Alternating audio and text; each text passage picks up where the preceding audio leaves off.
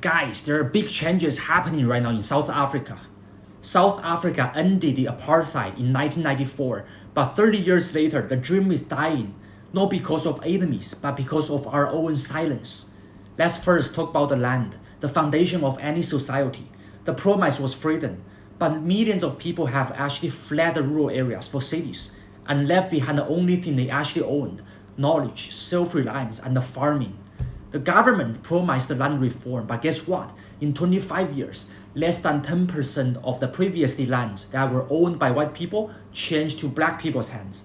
And why is that? Because the system was broken. The land was handed out without training, without tools, or without support. And this law called willing buyer and willing seller was a joke.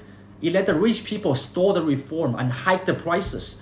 We need a rural revival, the co-ops, trainings, infrastructures, like Japan did after World War II. The real reform doesn't just move the land, it makes it work. The next illusion is the economy. After 1994, Mandela won the world's respect. Sanctions were lifted, trade boomed, and GDP soared. But we became lazy. Industry stayed in the foreign hands, the jobs got automated, and the skill sets were ignored. Today, 37% of the black people in South Africa are unemployed, and half the country lives in poverty. And why is that? Because the global capital runs our economy, and we let them do it. South Africa gives the tax breaks to foreign firms while the schools crumble and factories stall. That's not development, that's dependency. So it's time right now to take our industries back: mines, manufacturing, ports. After that, invest in the green technology, vocational trainings, and the real jobs. How about the ANC? Let's be honest, it also became the problem itself.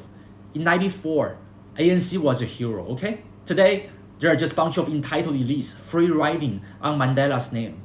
They win every election without any accountability. And the state-owned companies get held out, the corruption become the routine. The debt level was exploded from 23% of GDP in 2008 to 71% in 2022.